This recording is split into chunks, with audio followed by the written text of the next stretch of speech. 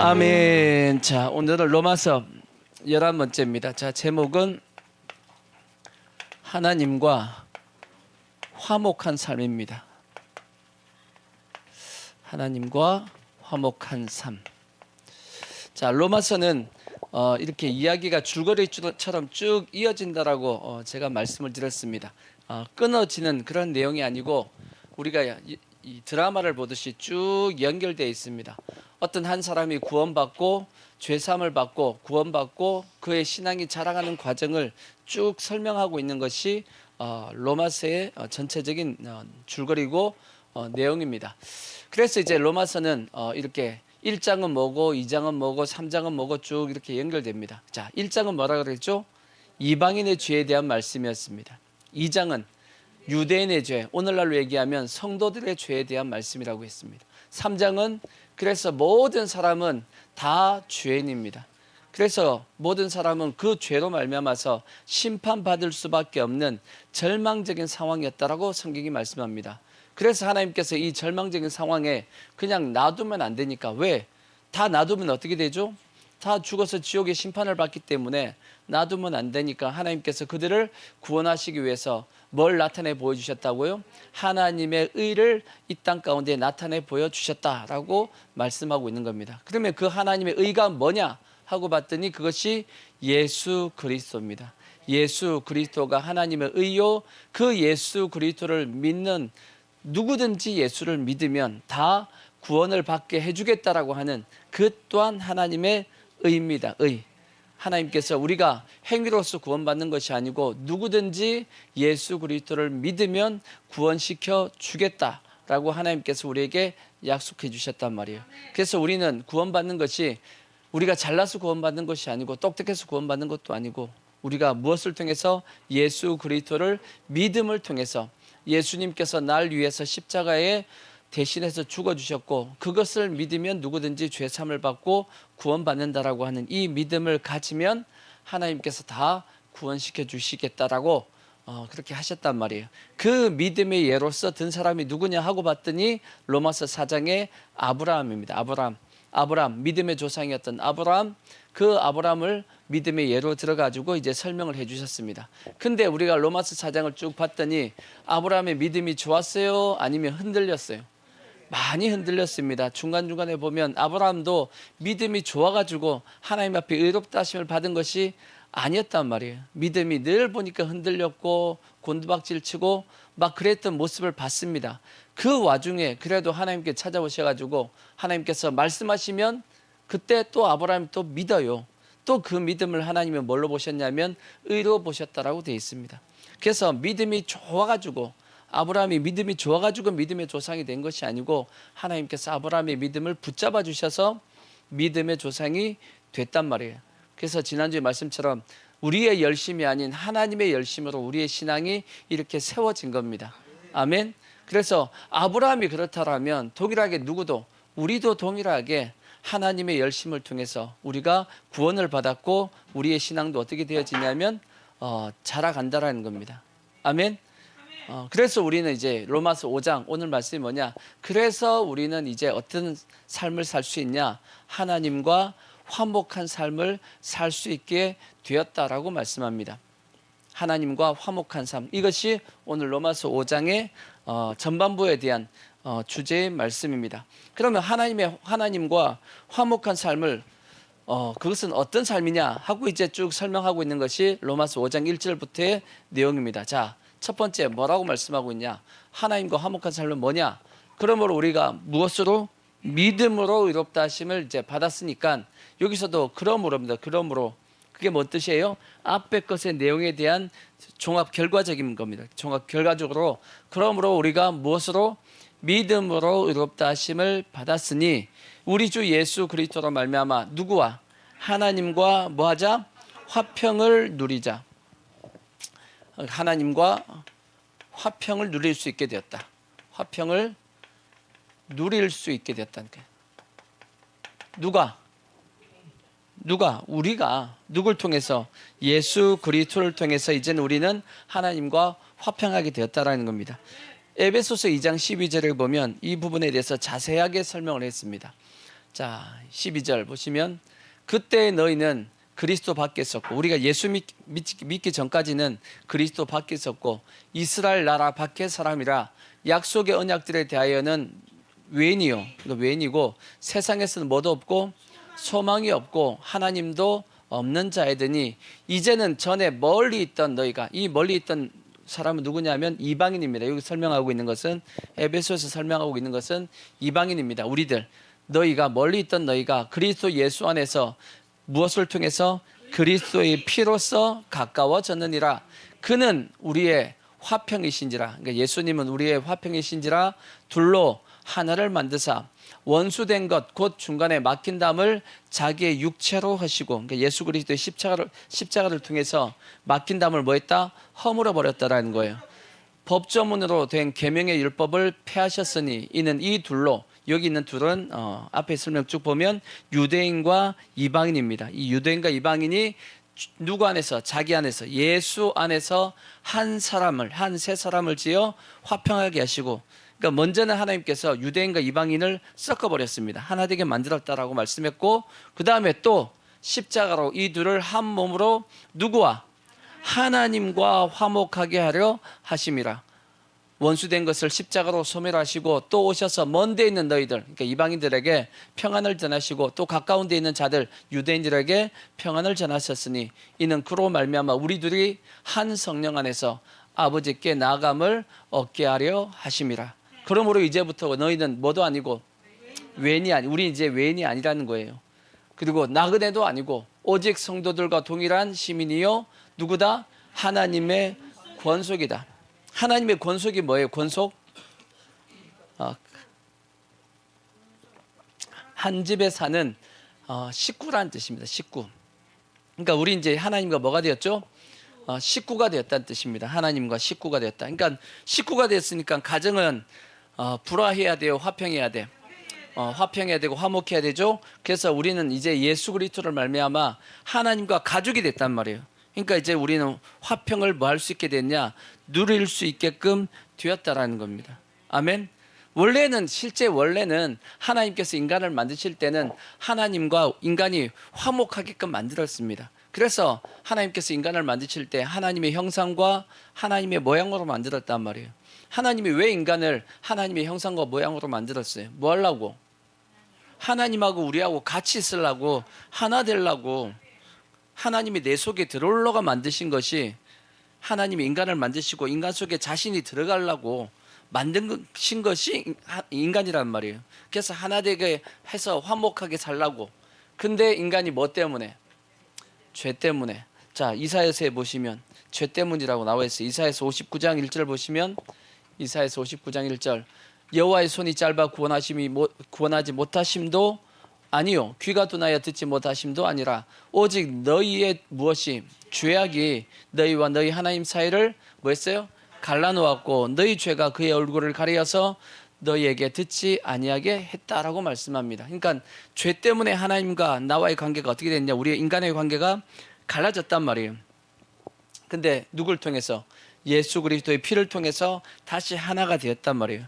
그래서 예수님의 십자가 사건 이후에 예수님께서 이렇게 말씀했습니다. 자, 요한복음 17장 21절을 보시면, 요한복음 17장 21절 아버지여, 아버지께서 내 안에, 내가 아버지 안에 있는 것 같이 그들도 다 뭐가 돼가지고 하나가 되어서 우리 안에 있게 하사 세상으로 아버지께서 나를 보내신 것을 믿게 하옵소서. 그들도 다 하나가 돼가지고 누구 안에? 우리 안에 있고. 이 우리 누구예요? 성부 하나님과 성자 예수님. 그러니까 성부 하나님, 성자 예수님, 그 다음 우리까지 다 뭐가 되게끔 만드셨다? 하나가 되게 만드셨다. 그러니까 화목하게끔 예수님께서 만드셨다는 거예요. 중간에 이제 뭐가 없어졌어요? 모든 담이 다 없어졌다라는 거예요. 가까워졌다, 그 뜻입니다. 예수 그리스도의 뭘 통해서? 십자가의 죽음을 통해서 그렇게 하셨다라는 겁니다.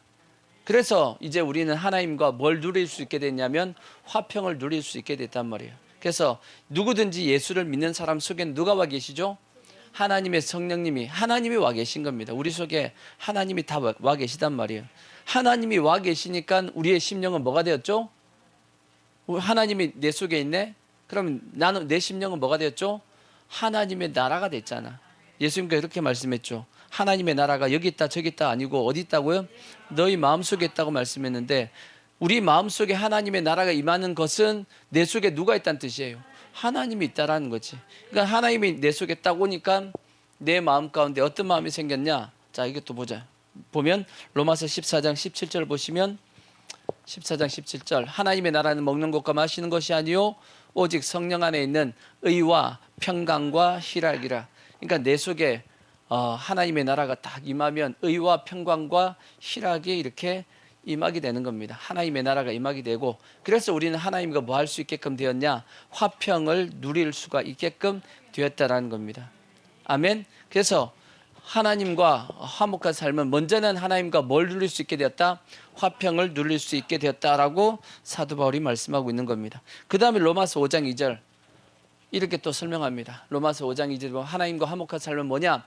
또한 그로 말미암아 우리가 믿음으로 서 있는 이 은혜에 들어감을 얻었으며 하나님의 영광을 바라고 뭐한다? 즐거워한다. 즐거워한다라고 되어 있어요. 그러니까 하나님과 화평한 삶을 되어지면 우리는 어떤 삶을 살게 된다? 즐거워하는 삶을 살 수 있다라고 말씀합니다. 어떻게 즐거운 삶을 살 수 있냐? 여러 가지 설명을 하고 있어요. 2절 다시 보시면, 또한 그로 말미암아 우리가 믿음으로 서 있는 어디에 들어갔기 때문에? 은혜에 들어갔기 때문에 우리는 즐거워할 수밖에 없습니다. 그러니까 하나님의 사랑과 은혜를 우리가 알고 있기 때문입니다. 그래서 우리는 뭘 받았죠? 구원을 받았잖아. 구원보다 더 좋은 것이 이 세상에 있으면 얘기해 보세요. 구원보다 더 큰 축복이 있어요, 없어요? 구원받은 것보다 있어요, 없어요? 로또 당첨되는가 하고 구원하고 이렇게 어느 거 택할래? 둘 중에 하나 택하라 그러면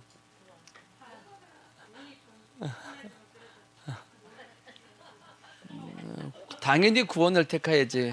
또 속으로는 로또 이렇게 하는 거 아니지? 로또 물론 로또도 타고 구원도 받고 이러면 좋겠지. 근데 둘 중에 하나라 그러면 구원 받아야죠. 로또는 이 땅에서 끝나는 겁니다. 이 땅에서 좀 편하게 살 수 있을지 모르겠지만 구원은 영원한 삶과 관계되어 있기 때문에, 그래서 구약 성경에서는 택함 받은 이스라엘 백성들을 향해서 하나님이 행복한 사람이다 그렇게 말씀했어요. 그러니까 마찬가지로 오늘날 우리도 마찬가지죠. 구원받은 우리는 어떤 삶이냐? 행복한 삶을 살고 있는 겁니다. 왜? 우리는 뭐가 보장된 삶이냐? 저 천국이 보장된 삶이기 때문에 우리는 이미 뭘 가지고 사는 삶이냐면 축복을 가지고 사는 삶이라고. 그래서 이 축복은 절대 뺏기면 안 돼요. 절대 뺏기면 안 된단 말이에요. 그래서 로마서 8장에 보면 그 어떤 것도 우리를 그리스도의 사랑에서 뭐 할 수 없다?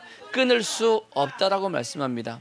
어떤 핍박이 오고 어떤 죽음의 위험이 온다 할지라도 우리는 이것과 바꿀 수 있다 없다?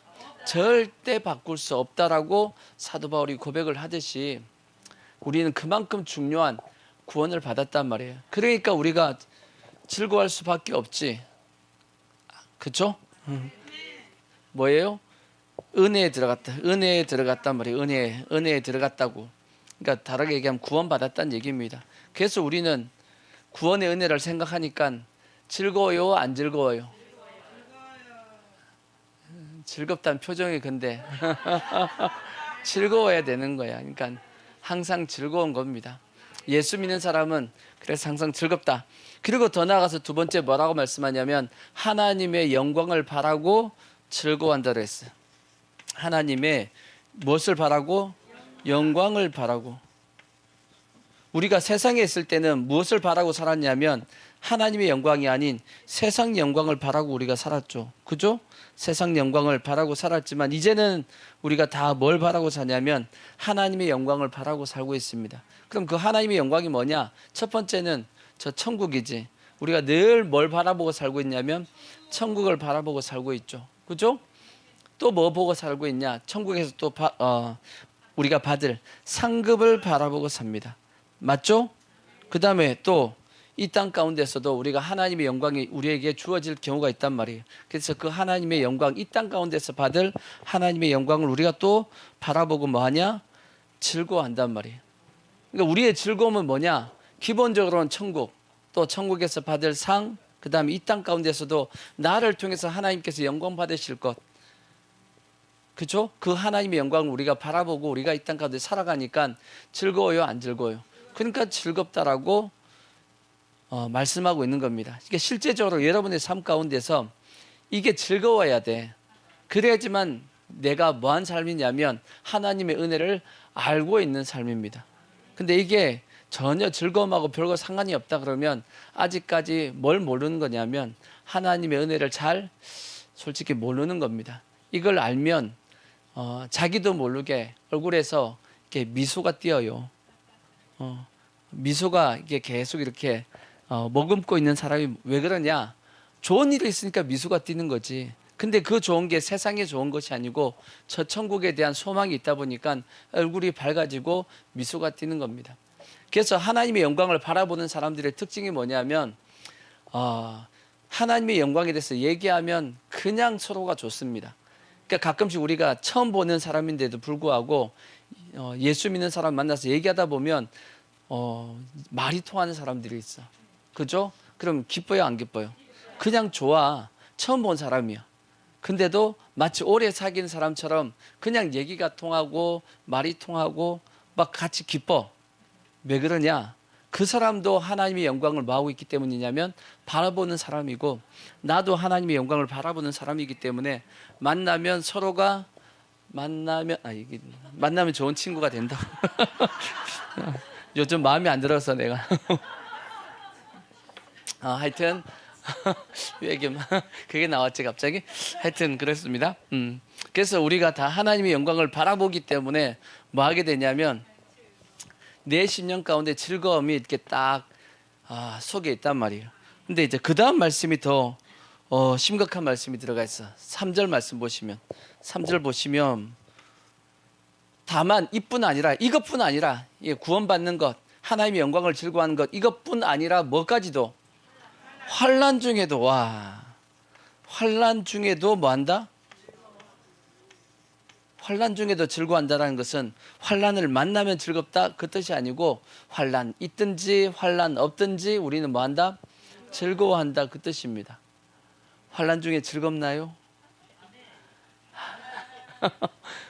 근데 환난 중에도 즐거워하는 이유가 뭐냐 하고 봤더니 환난은 뭘 만들어내고 인내를, 인내는 연단을 소망을 이루는 줄 알기 때문에 내가 지금 당하고 있는 그 환난이 인내를 만들어내고 이 인내가 연단을 만들어내고 이 연단이 소망을 이루는 줄 뭐하기 때문에 우리가 알고 믿기 때문에 뭘 보고 즐거워하냐면 그 끝을 보고 소망이 이루어질 걸 그걸 보고 우리가 뭐하게 되냐면 즐거워한다라고 성경이 말씀하고 있는 겁니다.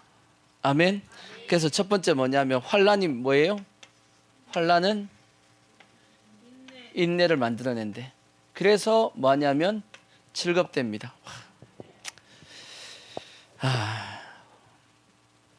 그래서 성도는 뭐 해야 되냐면 환난 중에도 뭐 해야 된다? 인내해야 됩니다. 인내. 그러니까 인내가 뭐냐 하면 이런 게 인내입니다. 하나님의 말씀을 끝까지 뭐 하고 있어야 되냐면 붙잡고 있어야 되고 끝까지 믿음 가운데 뭐 하면 안 되냐면 흔들리면 안 됩니다. 아멘. 그리고 환난 가운데도 하나님이 정하신 때가 있다라는 걸 뭐 해야 되냐면 믿어야 되고 그리고 그 환난을 어떻게 이겨야 되냐면 하나님의 방법대로 이겨야 됩니다. 이것이 성도의 인내입니다. 그래서 성도의 인내는 뭐 하는 거냐면 믿음을 가지고 끝까지 뭐 하는 거냐면 하나님이 이루실 것을 역사하실 것을 믿고 기다리는 것이 그것이 성도의 인내입니다. 그래서 믿음이 성숙한 영혼들은 이러한 모습으로 가지고 환난 가운데 하나님의 뜻을 붙잡고 기다립니다. 근데 이제 믿음이 약하면 그냥 마구 뭐 하게 되냐면 이렇게 흔들리게 되는 거죠. 좌절하고 낙심하고 하나님 앞에 불평하고 원망하고 그렇게 되어지는 겁니다. 근데 우리가 다 알다시피 믿음의 사람들의 모습을 쭉 보다 보면 이러한 어떤 믿음을 잘 환난을 인내 가운데 잘 견딘 걸 알 수 있습니다. 뭐 요셉이라든지 그다음에 욥도 마찬가지고 다윗도 보면 다 환난 가운데서 인내하며 견뎠습니다. 다윗 같은 경우는 쉽게 자신의 그 환난을 벗어날 수 있는 기회가 있었어요, 없었어요? 있었음에도 불구하고 자신의 그 방법을 쓰지 않습니다. 성경에 보면 두 번의 사울왕을 죽일 수 있는 기회가 있었어요, 없었어요? 있었단 말이에요. 근데 이것은 하나님의 뜻이 아니다 라고 하고 자기 방법을 쓰지 않습니다. 그래서 환란이 더 어떻게 했냐면 더 힘들어졌고 더 깊어졌습니다.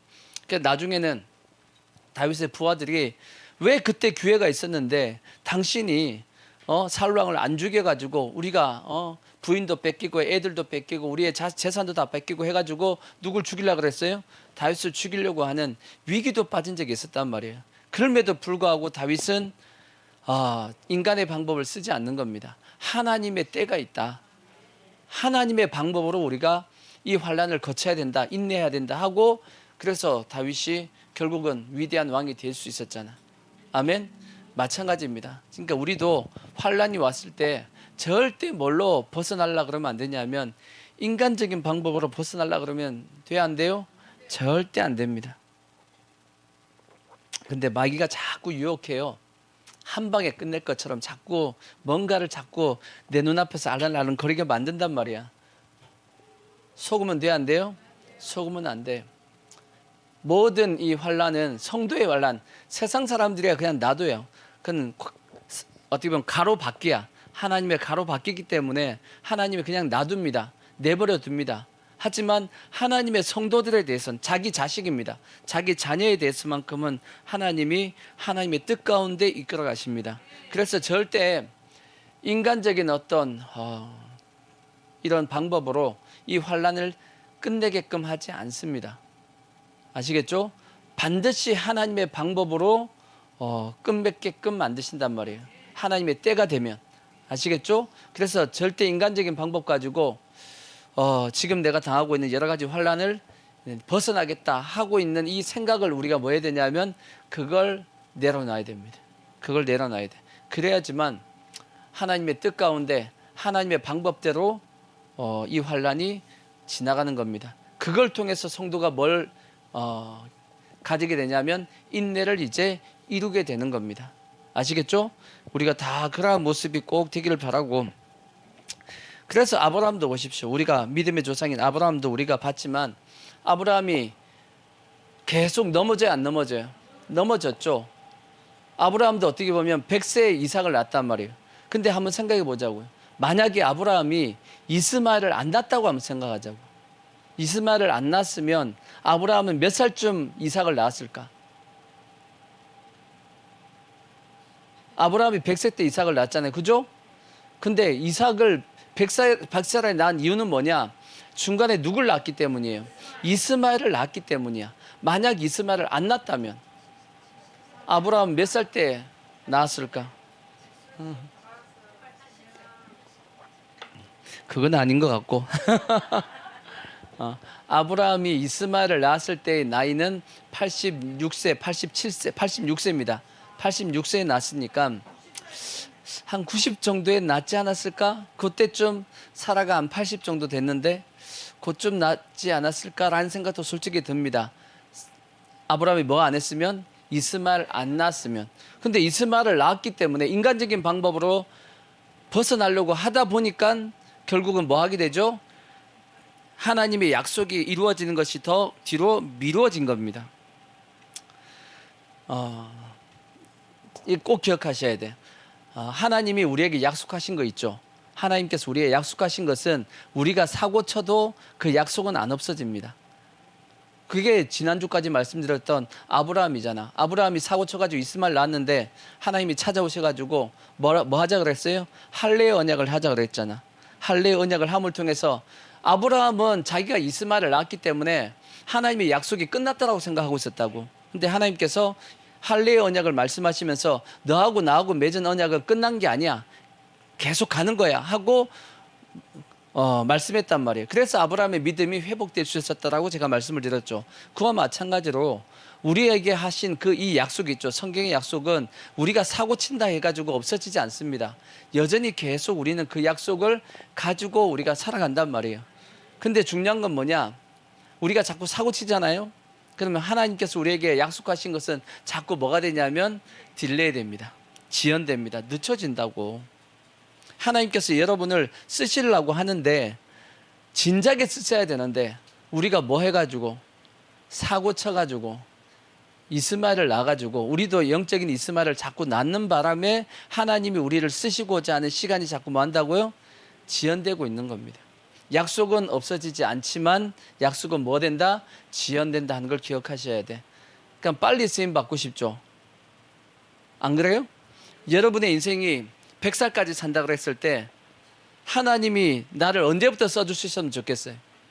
어떻게 보면 지금부터라도 당장 써주시면 좋겠지. 지금 50인 분들은 50인 거의 한 70, 60 지금 60이라 그러면 지금부터라도 쓰임 받고 싶잖아. 그치? 하나님께 날 쓰셨으면 좋겠다. 하나님이 날 통해서 막 역사했으면 좋겠다라고 한다라면 이것이 뭐 하지 않게끔 지연되지 않게끔 우리가 말씀에 순종하고 기다려야 된단 말이에요. 내 방법을 쓰지 않고. 근데 우리가 여기서 자꾸 이스마엘 만들면 시간은 뭐 하게 된다?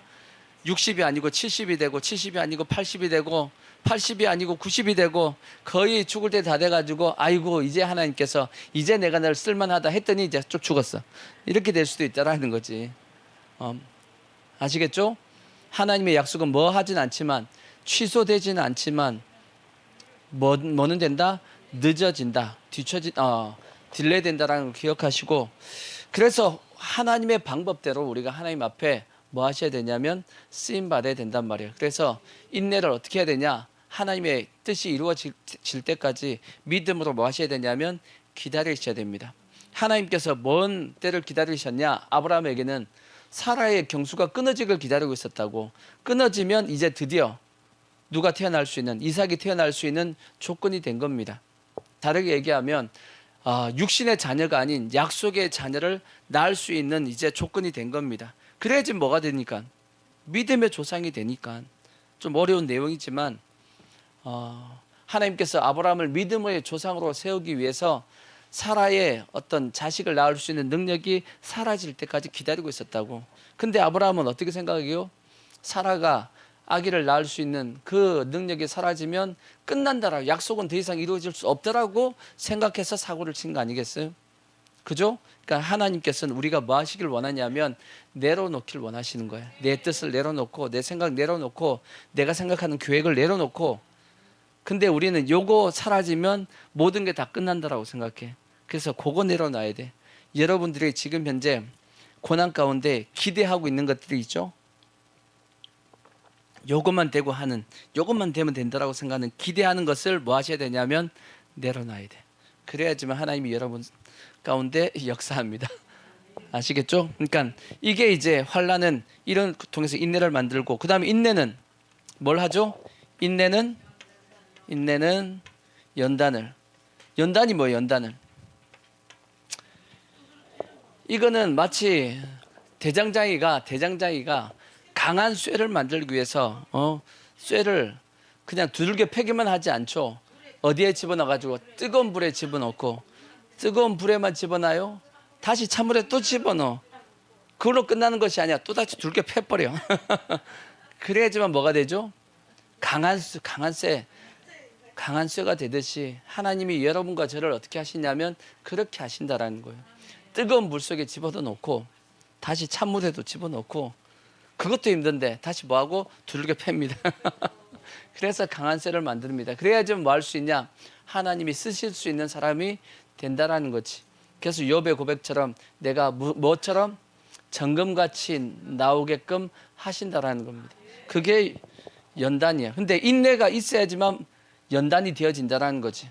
그래서 연단이 이루어지면 연단은 뭘 이룬다? 연단은 소망을 이룬 줄을 안다. 우리는 이러한 연단을 통해서 결과적으로 뭘 이룬다? 소망을 이룬다는 것을 알아요, 몰라요? 알기 때문에 우리가 뭐 할 수 있냐면 즐거워할 수 있다는 거예요. 여기 나오는 이 소망은 뭐냐? 크게 두 가지죠. 천국의 소망, 우리에게는 항상 뭔 소망이 있죠? 천국 소망이 있고, 또 하나의 소망 여러분 뭐 있어요? 이 땅 가운데 하나님께 뭐 하고 싶은 것? 쓰임 받고 싶은 소망이 있어요, 없어요? 요 두 가지 소망입니다. 요 두 가지 소망이 우리에게 있단 말이에요. 있죠? 있어야 됩니다. 없으면 안 돼. 그러니까 천국에 대한 소망이 항상 우리의 심령 가운데 있어야 될 것이고, 또 하나의 소망은 뭐냐면 이 땅 가운데서도 하나님을 앞에 우리가 쓰임 받고자 하는 그 소망이 우리에게 항상 있어야 되는 겁니다. 근데 이 소망이 뭘 통해서 이루어지냐? 환난은 인내를, 인내는 연단은 이러한 과정을 통해서 이러한 소망이 우리에게 이루어진다라고 말씀하고 있고, 이걸 우리가 뭐하기 때문에, 알기 때문에 환난 중에도 뭐 할 수 있다? 즐거워할 수 있다라고 사도 바울이 말씀하고 있는 겁니다. 아멘. 그리고 또 한 가지 더, 또 5장 11절 보시면 세 번째 즐거워할 수 있는 이유가 뭐라고 되어 있냐면, 그뿐 아니라 이제 우리로 화목하게 하신 우리 주 예수 그리스도로 말미암아 하나님 안에서 또한 뭐한다? 즐거워한다. 누굴 통해서? 예수 그리스도를 통해서 하나님 안에서 우리가 즐거워한다라고 말씀했죠. 우리가 이건 다 기본적으로 우리가 예수 그리스도를 믿음을 통해서 우리의 삶이 즐거워진다라고 이제 통칭적으로 이제 설명했던 내용입니다. 그래서 이제 다시 말씀을 정리하면, 하나님과 화목한 삶은 첫 번째 뭐냐? 우리가 하나님과 화평을 누릴 수 있게 되었고, 두 번째는 환난 중에도 뭐 할 수 있게 되었다? 즐거워할 수 있게 되었다라고 말씀합니다. 그 다음에 또 하나 이제 설명하고 있는 것이 5절 보시면, 화평한 삶이 뭐냐? 세 번째, 소망이 우리를 뭐하지 않게 하면? 부끄럽게 하지 아니함은, 부끄럽지 않은 삶입니다. 부끄럽지 않은 삶, 않게 한다. 무엇이? 우리가 하나님과 화평하게 이제 화평한 삶을 살 수 있게 되었는데, 문제는 뭐냐면 세상이 우리를 향해서 뭐라고 얘기하냐면, 너희들이 가지고 있는 그 화목한, 하나님과 화목한 것은 이거는 문제가 있다라고 얘기합니다. 너희들이 뭔가 잘했냐? 우리 잘한 거 있어 없어요? 잘한 게 없잖아. 우리가 뭔가 능력이 있고 실력이 있어요? 그것도 아니었죠. 단지 뭐 해가지고? 믿어가지고 구원을 받았다고. 믿어가지고 구원 받았으니까 세상이 보기에는 우리가 뭐 한 것도 없는데 엄청난 걸 가지게 된, 축복을 가지게 된 겁니다. 그러니까 세상이 우리를 향해서 공격할 수 있죠. 너희들은 자격이 있어 없어? 자격이 없어 라고 우리에게 공격할 수 있다는 겁니다. 그래서 우리 스스로가 뭘 느끼냐면 부끄러움을 느낄 수 있다는 거지. 근데 부끄러운 거다, 안 부끄러운 거다? 부끄럽지 않은 거다라고 사도 바울이 우리에게 얘기하고 있는 겁니다. 만약에 우리가 내가 뭔가를 해가지고 구원을 받았으면 우리는 부끄럽지 않죠. 당당하게 내가 이렇게 해가지고 난 구원받은 거야, 나는 당연히 이런 것을 받을 자격이 있어 라고 얘기하면 안 부끄러울 텐데, 우리가 그럴 수 있는 자격이 아무것도 없었단 말이에요. 근데 단지 뭐 해가지고? 믿어가지고 구원을 받았네. 그러니까 세상이 우리를 쉽게 뭐 할 수 있는 모습이 됐냐면 공격할 수 있는 모습이 됐다라는 겁니다. 그렇지만 그럼에도 불구하고 사도 바울은 너희들은 부끄럽지 않다라고 얘기합니다. 자, 부끄럽지 않다라는 게 앞에 뭐가 붙어 있죠? 소망이죠. 자, 소망은 아까 뭐라 했죠? 두 가지입니다. 우리가 천국 가는 거 부끄럽지 않습니다. 당당하게 갈 수 있어. 아멘. 이 땅에서 하나님 앞에 쓰임 받는 것도 당당하게 쓰임 받을 수 있다라고 얘기합니다. 아멘. 그 이유에 대해서 이제 사도 바울이 이제 설명을 하고 있는 겁니다. 자, 우리는 부끄럽지 않습니다. 왜? 첫 번째 5장 5절 뒤에 보면 이렇게 돼 있어요. 소망이 우리를 부끄럽게 하지 아니하면 우리에게 주신 무엇이? 성령으로 말미암아 하나님의 사랑이 우리 마음에 부은 바 됨이니. 우리 속엔 지금 누가 와 계시죠? 성령님이 와 계셔. 성령님이 와 계셔가지고 내 안에서 말씀하고 있습니다. 뭐 하지 말라고? 부끄럽게 생각하지 말라고 얘기합니다. 왜? 너희는 하나님의 의를 뭘 통해서? 믿음으로 구원을 받았기 때문에 너희는 이제 뭐가 되었냐? 하나님의 자녀가 됐다라는 겁니다. 하나님의 자녀가 됐으니까 자녀는 당연히 그 부모에 대해서 뭘 가지죠? 당당한 자격을 가지게 됩니다. 그러니까 뭐 하지 말라고요? 부끄러워하지 말라는 거예요. 그러니까 예수 믿는 사람들은 다 누가 되었냐? 하나님의 자녀가 된 겁니다. 이제 그래서 하나님 앞에 어떻게 나갈 수 있냐? 성경에 보면 당당하게 나갈 수 있고 담대하게 나갈 수 있다, 그렇게 말씀하고 있어요. 자, 성경에 보시면 에베소서 3장 12절 보시면 에베소서 3장 12절 우리가 그 안에서 그를 믿음으로 말미암아 담대함과 뭘 가지고 또 확신을 가지고 누구한테 나갈 수 있다? 하나님께 나감을 얻느니라. 뭘 통해서? 믿음으로. 저걸 누가 얘기해 주시냐? 내 안에 계신 누가? 성령님이 얘기해 주신대요. 그러니까 성령님이 우리 속에서 그렇게 말씀하고 있어. 하나님 앞에 나가는데 어떻게 나가라고요? 당당하게 나가라고. 하나님 앞에 당당하게 달라고 얘기하라고. 누가? 내 안에 계신 성령님이 그렇게 얘기하신다라는 거지. 우리가 부모님 앞에 나아가서 당당하게 용돈 달라고 얘기하듯이 물론 다 커가지고 용돈 달라 그러면 안 되지만 어릴 때는 학교에서 뭐 필요하답니다. 준비물 가져야 됩니다 하고 얘기하잖아. 당당하게 요구할 수 있어요? 없어요? 있지. 왜죠? 자식이잖아. 자식은 당당하게 얘기할 수 있어요. 옆집 애가 그렇게 얘기하면 안 줘. 하지만 자식은 달라 그러면 줍니다. 그게 부모와 자식 간의 관계이듯이 동일한 겁니다. 그래서 우리는 뭐 하지 않냐면 부끄럽지 않다라는 거예요. 우리가 가지고 있는 이 소망이 부끄럽지 않다라는 거예요. 이미 우리는 어떤 자격을 가지고 있으니까 하나님의 자녀라는 자격을 우리는 가지고 있기 때문에 우리는 부끄럽지 않다라고 성경이 말씀을 하고 있는 겁니다. 아멘. 그것을 누가 증거하고 계시냐? 내 안에 계신 성령님이 그것을 증거하고 계시다라고 말씀을 하고 있는 겁니다. 그리고 그 다음에 이제 5장 6절 로마서 5장 6절 첫 번째는 아들이기 때문이고 하나님의 아들이기 때문에 자녀이기 때문이고 부끄럽지 않다라는 것이고 두 번째는 그 다음 말씀 자 우리가 아직 뭐 할 때? 연약할 때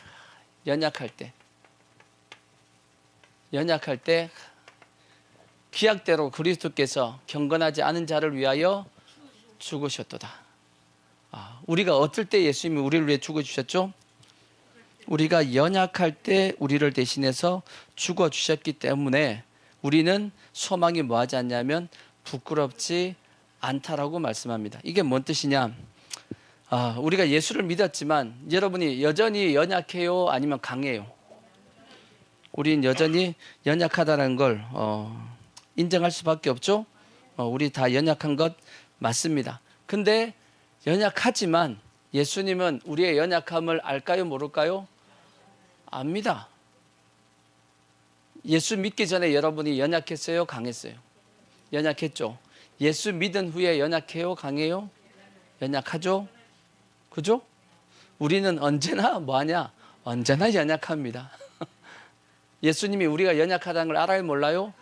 알아요. 알기 때문에 연약한 자를 위해서 예수님께서 죽으시려고 이 땅에 오신 겁니다. 우리가 강한 사람이면 강했으면 예수님이 우리를 위해서 죽을 이유가 없지. 그죠? 근데 여기서 마귀는 우리를 그렇게 공격한다는 거예요. 마귀는 어떻게 공격하냐? 니들이 연약하다. 라고 우리를 공격하지만 그래 우리 연약한 거 맞아. 하지만 예수님이 이 연약함 때문에 우리를 위해서 죽어주신 거야 라고 우리는 얘기할 수 있는 겁니다. 그래서 우리가 가지고 있는 소망이 부끄럽지 않다라고 말씀하고 있는 거예요. 중요한 것은 예수님은 우리의 연약함을 안다 모른다? 안다라고 말씀하고 있어요. 자, 히브리서 4장 15절 보시면 그렇게 돼 있어. 자, 우리에게 있는 대제사장은 우리의 연약함을 뭐하지? 동정하지 못하실 리가 아니요. 이게 뭔 뜻이에요? 두 번 부정은 뭐다? 강한 긍정이다. 우리가 문법에 그걸 배웠죠? 두 번 부정은 강한 긍정이다. 동정하지 못하실 리가 아니다라는 것은 예수님께서는 우리를 뭐 하신다? 동정하신다. 강하게 뭐 하신다? 동정하신다. 동정한다는 뜻이 뭐예요?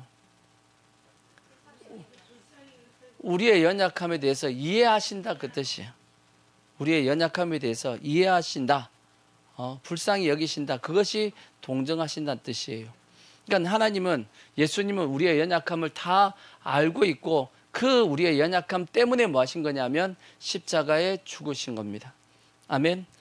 그래서 우리는 뭐 하시면 안 되냐면 절대 뭐 하면 안 되냐면 우리의 연약함 때문에 자꾸 마음이 약해지시면 안 돼. 성도들은 그냥 내 연약해요 하고 그냥 그렇게 연약한 거 그냥 인정하시면 돼. 근데 난 연약해가지고요. 이것도 못하고요. 저것도 못하고요. 그렇게 하지 말라는 거야. 어차피 연약해 우리는. 아무리 이 세상에서 똑똑하고 잘났어도 하나님의 보시기엔 다 연약한 존재란 말이야. 아시겠죠? 절대 우리가 착각하면 안 되는 것이 내가 연약하지 않고 내가 강해가지고 내가 하나님의 뜻을 이룬다라고 절대 생각하면 안 돼. 아시겠죠? 우리는 철저하게 하나님의 의를 뭐 하는 거냐면 믿어서 의로워지는 것이고, 그래서 우리의 의는 뭐냐? 우리의 의는 내가 강해서 내가 의로운 것이 절대 아닙니다. 우리의 의는 뭐냐? 하나님의 의를 믿은 것이 의입니다. 근데 유대인들 같은 경우가 이제 착각을 했죠. 유대인들이 왜 구원을 받지 못했냐? 뭐 하다가, 자, 로마서 10장 1절을 보시면 유대인들이 왜 구원받지 못했냐? 형제들아, 내 마음이 원하는 바와 하나님께서 구하는 바는 이스라엘을 위함이니 곧 그들로 구원을 받게 하려 함이라.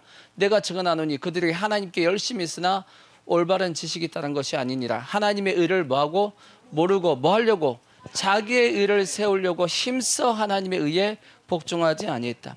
유대인들은 자기가 의로우면 구원받는다라고 생각했다고. 아니라고. 절대 인간은 의로울 수 있다 없다. 성경은 의는 없나니 몇 명도 없다, 단 한 사람도 없다라고 이미 못을 박았습니다. 절대 율법의 행위를 통해서 의롭다 하심을 얻을 육체가 있다 없다? 없다라고 분명히 말씀을 했다고. 그렇다면 절대 우리는 어떤 나의 행위를 통해서 의롭다라고 생각하는 마음을 가지면 돼야 안 돼요? 안 된단 말이야. 근데 문제는 성도들이 자꾸 그러는 겁니다. 하나님 앞에 우리가 당당하게 나갈 때, 여러분 당당하게 뭘 가지고 나갈 때, 예수의 피를 가지고 나갈 때 당당한 거지, 내가 의롭게 한 주간에 살았으니까 난 당당하게 간다 이렇게 하지 말라는 거. 아시겠죠? 우리가 주일날 이제 예배드리러 교회 나오는데 한 주간 가운데 내가 그래도 내가 잘 살았어. 그러니까 내가 하나님 앞에 뭐 어떻게 나가요? 당당하게 내가 나간다. 근데 그 다음 주는 어떤 죄도 짓고 뭐도 안 되고 막 해가지고 코 빠져가지고 이렇게 나오지 말라고. 그건 전혀 상관이 없고 단지 뭐만 있으면, 예수의 피만 있으면 우리는 하나님 앞에 어떻게 해요? 당당하게 나가는 거지. 여러분의 행위에다가 자꾸 걸지 말라는 겁니다, 성경은. 그래서 성경이 이렇게 말씀했어요. 내 의는 뭐냐? 자, 정확하게 딱 찍어서 얘기했어. 빌립보서 3장 9절 딱 보시면 사도 바울이 딱 정의를 해놨습니다. 그 안에서 발견되려 함이니 내가 가진 의는 나의 의입니다. 나의 의. 나의 의는 뭐가 아니고 율법에서 난 것이 아니요. 그러니까 내가 어떤 행위를 통해서 내가 의를 가질 수 있다 없다? 없다. 그리고 오직 내 의는 뭐냐? 그리스도를 믿음으로 말미암은 것이니 곧 믿음으로 하나님께부터 난 의다라고 말씀하고 있어. 그러니까 내 의는 행위로서 만들어지는 것이 아니고 뭘 통해서 만들어진다? 하나님의 의를 믿어서 그게 의로움이다. 사도 바울이 딱 정의를 내렸단 말이에요. 아멘. 그러니까 절대 나의 연약함에다가 자꾸 뭔가 여러분의 신앙을 자꾸 걸지 마시라고. 여러분의 행위에다가 자꾸 신앙을 뭐 하지 말자고요? 걸지 말자는 거지. 그러다 보니까 성도들이 신앙이 막 뭐 자기가 좀 그래도 좀 잘 되면 막 신앙이 좋다고 하고 막 하고 계속 교만하게 되는 것이고, 좀 잘 안 되면 그냥 코가 빠져가지고 나 신앙이 안 좋은가 봐, 그렇게 하지 말란 얘기입니다. 그거는 전혀 상관이 없는 것이고, 내 의는 어디에 있다? 믿음에 있다. 하나님의 의를 믿는 믿음에 있는 그것이, 하나님께서는 그걸 보고 의롭다라고 하고 있는데 자꾸 나는 어디에다 걸고 있으니까, 내 어떤 행위에다 걸고 있으니까 내 신앙이 잘못된 길로 가고 있는 겁니다. 아멘. 그래서 우리가 연약하다 할지라도 부끄럽다 안 부끄럽다? 안 부끄러워. 어차피 우리 연약한 거야 그냥. 아멘.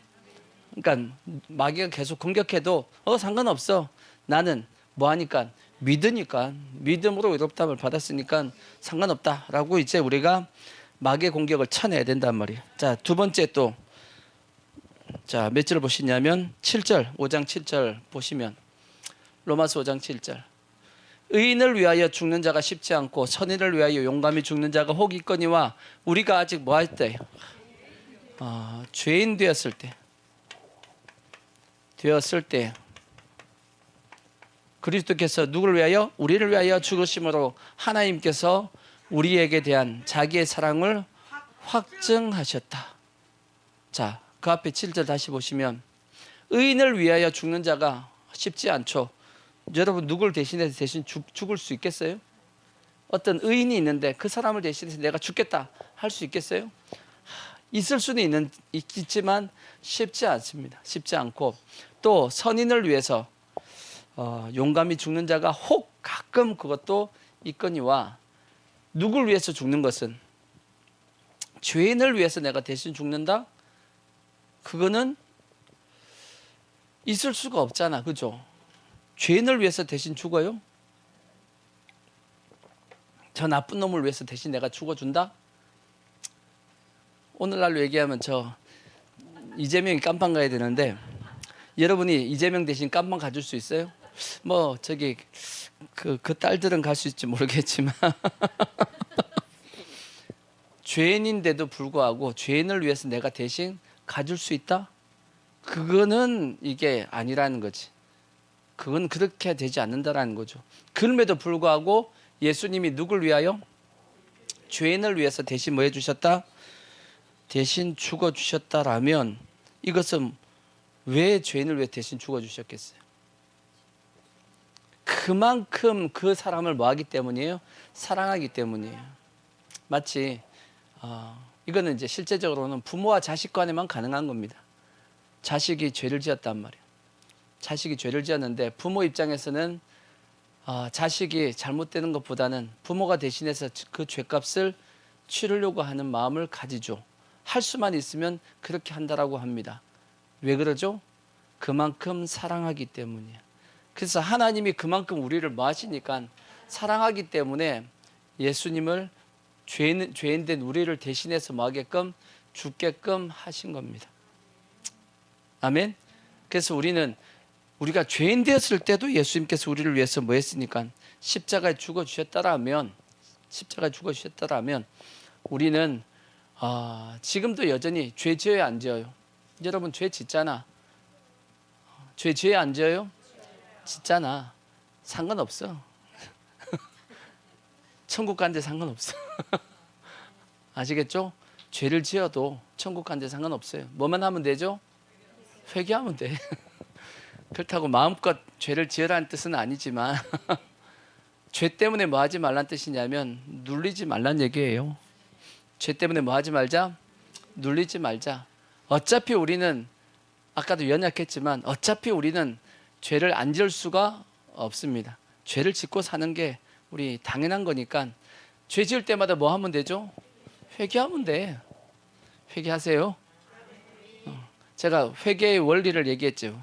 우리 기본적으로 성도들이 뭘 알고 있어야 되냐면 죄를 회개하는 용서받는 원리를 알고 있어야 되고 방법도 알고 있어야 돼요. 이게 원리는 제가 예전에 말씀드렸잖아. 이런 말씀드렸죠. 하나님께서 노아 시대 때 방주에서 나오는 노아에게 뭘 허락하셨다고요? 육식 이제 고기를 먹어도 돼 하고 육식 먹어라 하고 짐승을 잡아서 먹는 걸 가르쳐줬다고. 그 대신 뭐는 먹지 말라? 피채 먹지 말라. 왜? 생명과 피는 일체다 하나다라고 말씀하셨고 피가 죄를 뭐하는 거다? 속한다. 그래서 피 흘림이 없은 죄 사함도 없다. 그러니까 죄를 사하기 위해서 반드시 뭘 흘려야 된다? 피를 흘려야 된다. 그래갖고 그것을 이제 모세 시대에 와가지고 레위기서에 율법으로 탁 정하셨단 말이에요. 그래서 죄를 사하기 위해서는 반드시 뭘 흘려야 된다? 피를 흘리게끔 만드셨다고. 그것이 뭐예요? 그게 제사제도란 말이에요. 그게 제사제도. 아멘. 그래서 이제 구약에서는 짐승의 피를 흘려가지고 우리의 죄를 뭐 했냐? 인간의 죄를 사하게끔 하셨다라고. 근데 그것이 완벽했냐? 완벽하지 않았다라고 말씀하죠. 그래서 제사는 매번 드려야 된다라고 말씀했어요. 그래서 완벽한 제사를 치르기 위해서 누가 오셨다고요? 예수님께서 이 땅에 오셔가지고 단번에 한 방에 모든 인류의 죄를 속할 수 있는 십자가 사건을 예수님께서 하신 겁니다. 우리의 죄를 위해서 대신 뭐 해주셨냐? 죽어주셨다고. 그래서 누구든지 예수님이 나를 대신해서 십자가 죽으셨다는 것을 뭐만 하면, 믿기만 하면 그 죄를 뭐 해주시기로? 사해 주시기로 하나님께서 하셨다고. 그것이 뭐냐면 죄 사함의 원리입니다. 짧게 설명해서 이해가 되시죠? 그러니까 이건 우리가 기본적으로 뭐 해야 되냐? 예수 믿는 사람들은 알고 있어야 되는 겁니다. 내가 왜 예수 믿으면 죄를 사하지? 이 원리를 기본적으로 알고 있어야지만 우리가 이 죄 사함을 받는 것에 대한 흔들림이 없다고. 또 한 가지가 뭐냐? 죄 사함을 어떻게 받냐? 그러면 이제 예수를 믿는 사람들은 죄 사함을 어떻게 받냐? 이건 제가 금요 기도회 때 이제 설명을 했는데 다시 한번 이제 잘 들어보시면 우리가 죄를 짓잖아요. 그러면 죄를 지었으면 빨리 뭐 해야 되죠? 회개해야 됩니다. 회개해야 되죠. 회개는 언제 하라고요?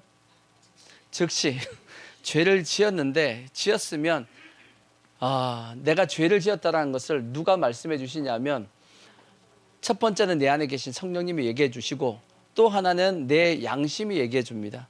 너 죄 지었어. 그거 죄야 하고 콕콕 찔러 주신단 말이야. 찔러줘요, 안 찔러줘요? 찔러주면 언제 회개해야 돼요? 즉시 생각이 나면 주님 제가 죄를 지었네요 하고 예수의 피를 의지해서 주님 용서하여 주옵소서. 그러면 즉시 뭐가 되죠? 용서해 주십니다. 예수 그리스도의 피는 그만한 능력이 충분하게 계십니다. 아멘. 그래서 우리는 첫 번째 우리가 죄를 사함받기 위해서는 첫 번째 어떤 조건이 필요하냐? 반드시 예수 그리스도의 피에 뭘 믿어야 되냐면 능력을 믿어야 돼요. 피의 능력을 믿어야 된다. 그래서 예수의 피는 세 가지를 확실하게 해결했다라고 말씀드렸죠. 세 가지. 첫 번째가 뭐였죠? 하나님의 공의. 하나님의 공의입니다. 공의. 죄는 반드시 심판받는다라고 하는 하나님의 공의를 무엇이 예수 그리스도의 피가 완전하게 해결했습니다. 그래서 죄의 문제는 예수 그리스도의 피만 믿으면 반드시 뭐하게 된다? 해결할 수 있는 겁니다. 두 번째, 뭘 해결했다? 우리의 양심, 죄책감입니다. 그래서 우리가 예수 그리스도의 피를 가지고 주님 앞에 회개했다라면 양심에 뭘 가지지 말라고요? 양심의 가책, 죄책감 가지지 말라고 합니다. 양심, 죄책감 가지지 마세요. 예수의 피로 회개했으면 확실하게 해결된 거예요. 그만큼 예수의 피는 뭐가 있다? 능력이 있다고.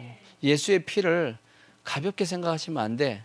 세 번째, 사탄의 참소입니다. 그럼에도 불구하고 이 말씀처럼 니들이 그럴 자격이 있어? 하고 계속 사탄은 우리에게 뭘 주냐면 의심을 준다고. 예수의 피에 대한 의심을 준다고.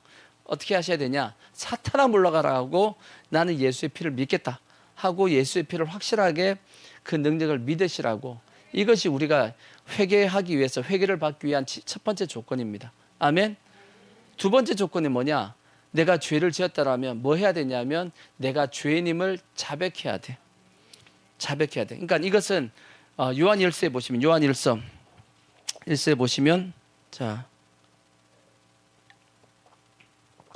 1장 7절 보시면 자 그가 빛 가운데 계신 것 같이 우리도 빛 가운데 행하면 우리가 서로 사귐이 있고 그 아들 예수의 피가 우리를 모든 죄에서 깨끗하게 하실 것이요 만일 우리가 뭐가 없다 그러면 죄가 없다고 말하면 스스로 속이고 또 진리가 우리 속에 있지 아니할 것이요 만일 우리가 우리 죄를 뭐하면 자백하면 그는 미쁘시고 의로우사 우리 죄를 사하시며 우리를 모든 불의에서 깨끗하게 하신다라고 되어 있습니다.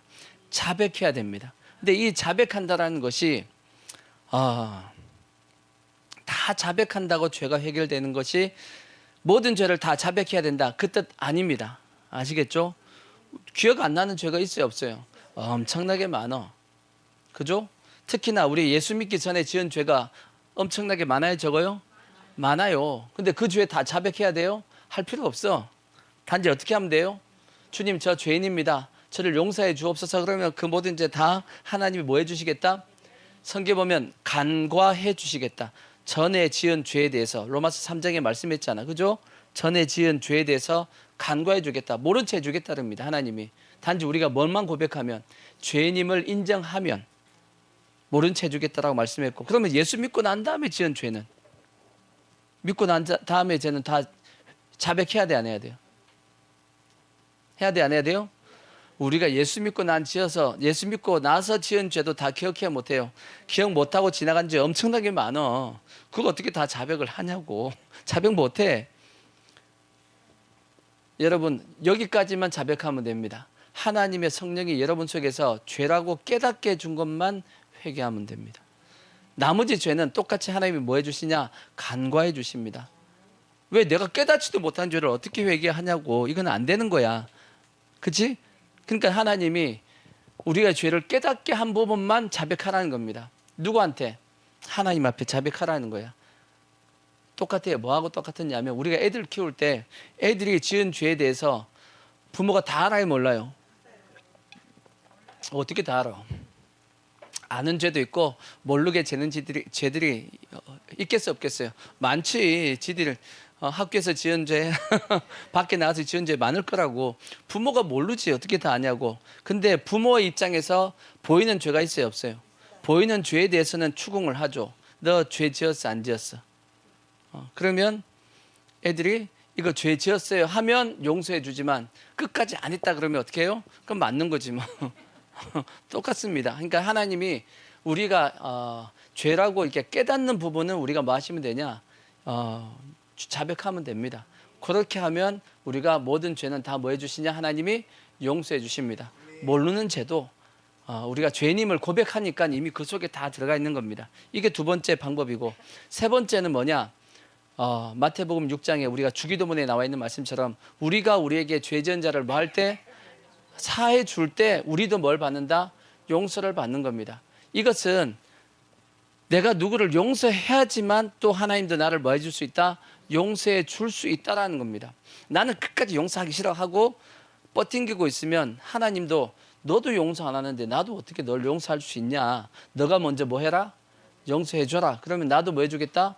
용서하겠다라고 말씀하고 있는 겁니다. 이 비유가 우리가 성경에 나와 있는 1만 달란트 빚진 자의 비유입니다. 1만 달란트를 내가 탕감받았다라면 너한테 100데나리온 빚진 사람을 뭐 해줘야 된다? 너가 용서해 줘야지. 그러면 1만 달란트도 확실하게 뭐 해주겠다? 해결해 주겠다라는 겁니다. 아멘. 그래서 혹시나 여러분들이 누군가 말미암아 내 마음에 상처가 있으면, 그리고 근데도 그런 상황에서 그 사람이 나한테 와서 용서를 구하면이에요. 그 사람이 나한테 용서도 안 구했는데 내가 용서해 줄 필요는 없어. 아시겠죠? 그 사람이 나한테 와서 뭐 해달라면 용서를 구하면 뭐 하면 되죠? 용서해 주면 돼요. 근데 그 사람은 끝까지 자기 나 잘못 없어 하고, 근데 그거는 용서해 주라고 성경이 말씀하고 있지 않아요. 와서 용서를 구하면 용서해 주세요. 아시겠죠? 그러면 하나님도 나를 뭐 해주신다? 용서해 주신다. 그게 세 번째 조건인 죄사함을 받는 조건이고, 또 하나 네 번째가 뭐냐면, 혹시나 내가 누군가한테 피해를 줬어. 피해를 줬는데 하나님 앞에 가가지고 하나님 저의 죄를 용서해 주세요. 그러면 하나님이 날 용서해 주시냐? 용서 안 합니다. 하나님이 뭐부터 얘기하시냐? 너가 피해를 준 그 사람한테 가서 먼저 뭐 하라고요? 용서를 구하고 용서 받고 와. 만약에 너가 피해 준 거 있지? 그 피해 준 거 있으면 보상도 해주고 와. 그리고 와서 나한테 와서 용서를 구해. 그러면 내가 뭐 해줄게? 용서해 줄게. 그게 성경의 원리입니다. 그래서 이제 마태복음 보시면 그런 말씀이 있어요. 마태복음 5장 24절 보시면 그렇게 돼 있다고. 예물을 제단 앞에 두고 먼저 가서 형제와 뭐하고? 화목하고 그 후에 와서 예물을 드리라. 너를 고발하는 자와 함께 길에 있을 때 급히 사화하라. 그 고발하는 자가 너를 재판관에 내어주고 재판관이 옥리에 내어주어 옥에 가둘 것 염려하라. 진실로 내게 이르노니 내가 한 푼이라도 남김없이 다 모하기 전까지는 갚기 전에는 결코 거기서 못 나온다라고 말씀합니다. 그러니까 우리가 해결할 걸 해결하고 와서 주님 앞에 뭐 해야지만, 용서를 구해야지만 하나님이 우리를 용서해 준다. 이 네 가지 원리입니다. 죄사함을 받는 방법이에요. 그러니까 모든 죄에 대해서 여러분이 이렇게 회개하고 하면 어차피 우리는 날마다 죄를 짓는 것을 예수님이 알까 모를까? 압니다. 어차피 죄 지어요. 착하게 산다 싶어도 다 죄를 짓습니다. 그러니까 우리가 죄인 되었을 때 우리를 위해서 대신해서 죽으셨기 때문에 하나님의 사랑을 확증해 주셨으니까 우리가 죄 짓는다라고 해서 부끄럽게 생각하지 말라고. 아멘. 그 다음 이제 5장 9절 말씀 보면 5장 9절 로마서 5장 9절 그러면 이제 우리가 그의 피로 말미암아 의롭다 하심을 받았으니 더욱 그로 말미암아 진노하심에서 구원을 받은 것이니, 곧 우리가 뭐 됐을 때? 원수 되었을 때도 누가 그의 아들의 죽으심으로 말미암아 하나님과 화목하게 되었은즉 화목하게 된 자로서는 더욱 그의 살아나심으로 말미암아 구원을 받는다라고 말씀했어.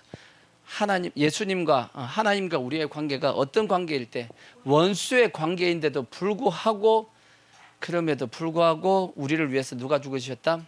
예수님이 죽어주셨다라는 겁니다.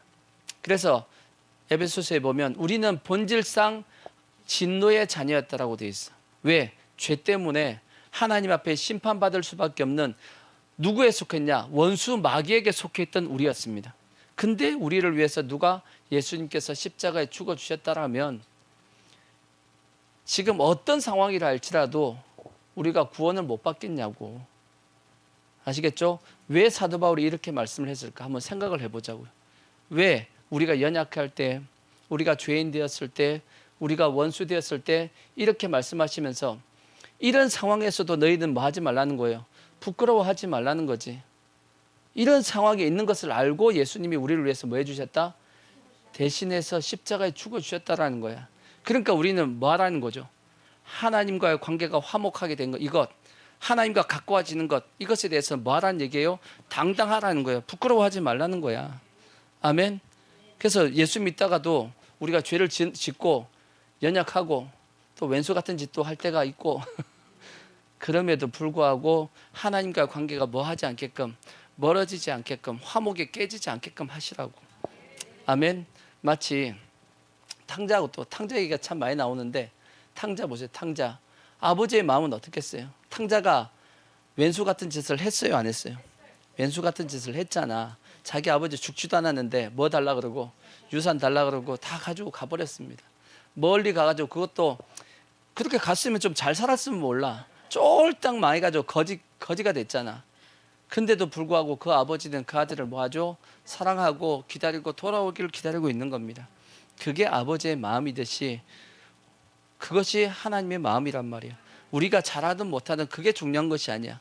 하나님은 우리가 하나님 안에 같이 있기를, 화목하기를 원하는 것이 하나님의 마음이라고. 근데 우리는 자꾸 뭐 때문에?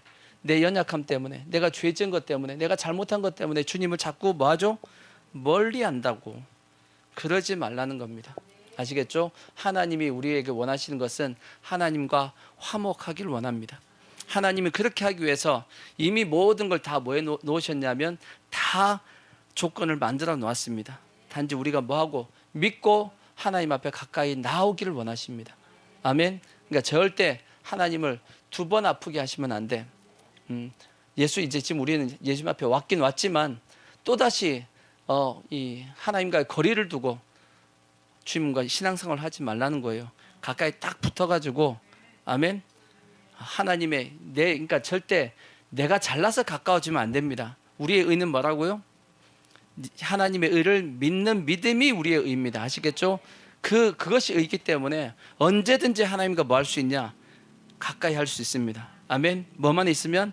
믿음만 있으면. 아시겠죠? 그래서 우리는 하나님과 늘 화목할 수 있는 그런 삶이 되어지기를 부탁의 말씀을 드리겠습니다. 아멘.